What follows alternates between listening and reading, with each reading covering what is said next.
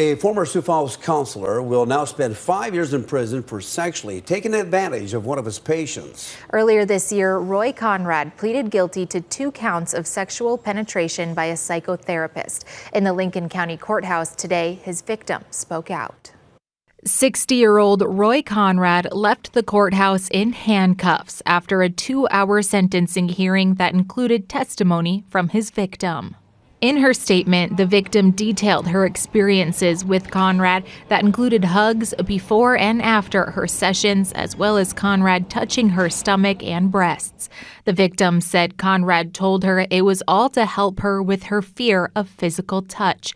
She says the touching intensified to, quote, assault multiple times a week.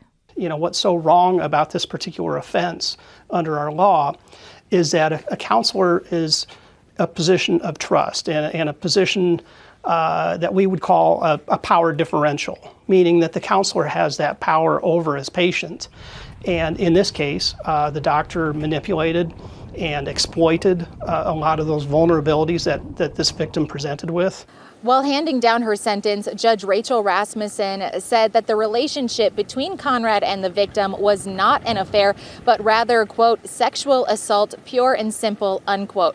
She stated that the law protects those in the most vulnerable positions and that under Conrad's charges, consent is, quote, not a defense.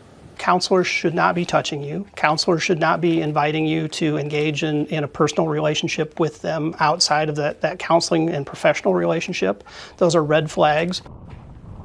Conrad also spoke in court today, apologizing to the victim and saying his conduct was, quote, despicable and that he has no excuse for his behavior. As part of his sentencing, Conrad is not to have contact with the victim or her family, and he has to pay over $7,700 in restitution. As part of a psychosexual evaluation before the sentencing, it was recommended that Conrad not practice as a therapist, especially with female clients. The judge highlighted that recommendation in court today.